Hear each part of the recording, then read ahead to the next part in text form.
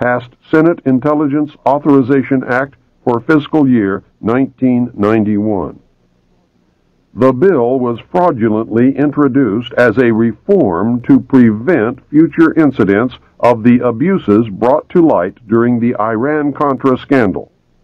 Instead of preventing future abuses, however, it virtually authorizes essentially every abuse. The bill was carefully brought to a vote by Senator Sam Nunn in the dead of night when the opposition was gone. It effectively transfers most authority over the United States government directly into the hands of the President and thus directly into the hands of the secret government. The President was given the power to initiate war, appropriate public funds, define foreign policy goals, and decide what is important to our national security. In Oversight of Intelligence Activities, Title VII, Senate Bill 2834 authorizes the following. Gives the President power to initiate covert actions. This has never before been given to the President. Prevents Congress from stopping the President's initiation of covert actions. Allows the President to use any federal departments, agencies, or entities to operate or finance a covert operation. Empowers the President to use any other nation or private contractor or person to fund or operate a covert action. Redefines covert actions as operations necessary to support foreign policy objectives of the United States, a definition that is so vague and broad as to be essentially unlimited. For the first time, officially claims the right of the United States to secretly interfere in the internal, political, economic, or military affairs of other countries in direct and flagrant violation of international law.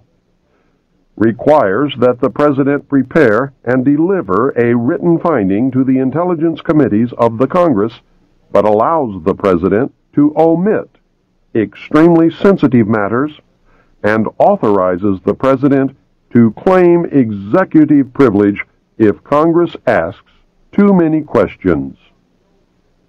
There are no penalties in the bill for violating any of its provisions, including the provision requiring a finding. Why should there be? This bill has literally handed the power of all the branches of government to the President on a silver platter. The bill effectively prevents any oversight by anyone and allows the executive branch to skirt the law and to escape accountability. This will be done using national security directives. Either National Security Decision Directive 138 or a subsequent NSD directive on terrorism authorized the training of 3 Lebanese units for preemptive strikes. When problems arose, Director of Central Intelligence William Casey took that operation off the books and enlisted Saudi Arabian help in an attempt to assassinate the head of Hezbollah. A resulting car bombing killed about 80 in Beirut. Sheikh Fadlallah, the target, was unhurt. The United States military, along with civilian law enforcement teams, conducted joint anti-terrorist training across America. To allay public fears, the participants wore civilian clothing. NSD directives have become the de facto legislative vehicle of the national security state.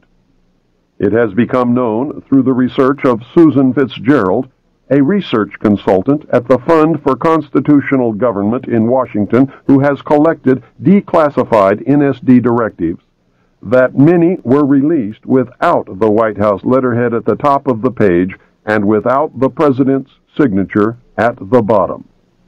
This, she speculates, is to conceal the fact that the signatures on some of them would reveal that they had been made by AutoPen, not by Ronald Reagan's own hand. That should give you a taste of what we are up against. Please understand that virtually all but a very few NSD directives still remain classified, and unless the public forces disclosure, their effect will probably never be known. Somewhere within the volumes of secret NSD directives, there is a plan to suspend the Constitution of the United States of America. The existence of this plan surfaced during the Iran-Contra hearings. Congressman Jack Brooks, Democrat from Texas, attempted to bring it into the open. When he asked Colonel Oliver North directly if North had ever helped draft a plan to suspend the Constitution, Brooks was silenced by the committee chairman, Senator Daniel K. Inouye, Democrat from Hawaii. Senator Inouye stated that the subject dealt with national security, and any questions regarding the matter could be brought up during a closed-door session.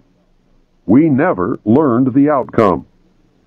I would like to know who gave anyone in any branch of government with any title the right to suspend the Constitution at any time, for any reason, under any conditions. I believe the plan to suspend the Constitution is directly tied to the underground facility called Mount Weather and to the Federal Emergency Management Agency known as FEMA. Mount Weather is so shrouded in secrecy that 99.9% of Americans have never heard of it. FEMA, however, is another story. Remember Hurricane Hugo? Remember the federal agency FEMA that was sent to handle the emergency and was thrown out by the citizens because of gross incompetence? FEMA was incompetent because emergency management is just a guise for its real purpose, which is to take over local, state, and federal government in case of a national emergency. The only way FEMA could do such a thing is if the Constitution were suspended and martial law were to be declared. Therefore, its very existence is proof positive that a plan to suspend the Constitution does, in fact, exist. Just outside of a sleepy little town called Bluemont, Virginia, about 46 miles west of Washington, D.C., is an area of wilderness covering what has been called the toughest granite rock in the eastern United States. The area is surrounded by signs marked Restricted Area, and this installation has been declared a restricted area. Unauthorized entry is prohibited. Other signs state, all persons and vehicles entering hereon are liable to search. Photographing, making notes, drawings, maps, or graphic representations of this area or its activities is prohibited. Such material found in the possession of unauthorized persons will be confiscated. Internal Security Act of 1950. The installation is beneath a mountain, and its name is the Western Virginia Office of Controlled Conflict Operations. Its nickname is Mount Weather. It was ordered to be built by the Federal Civil Defense Administration, which is now the Federal Preparedness Agency. Mount Weather was designed in the early 50s as part of a civil defense program to house and protect the executive branch of the federal government. The official name was the Continuity of Government Program. Congress has repeatedly tried to discover the real purpose of Mount Weather, but so far has been unable to find out anything about this secret installation. Retired Air Force General Leslie W. Bray, director of the Federal Preparedness Agency, told the Senate Subcommittee on Constitutional Rights in September 1975. I am not at liberty to describe precisely what is the role and the mission and the capability that we have at Mount Weather or at any other precise location. In June 1975, Senator John Tunney, Democrat from California, chairman of the Subcommittee on Constitutional Rights, charged that Mount Weather held dossiers on at least 100,000 Americans.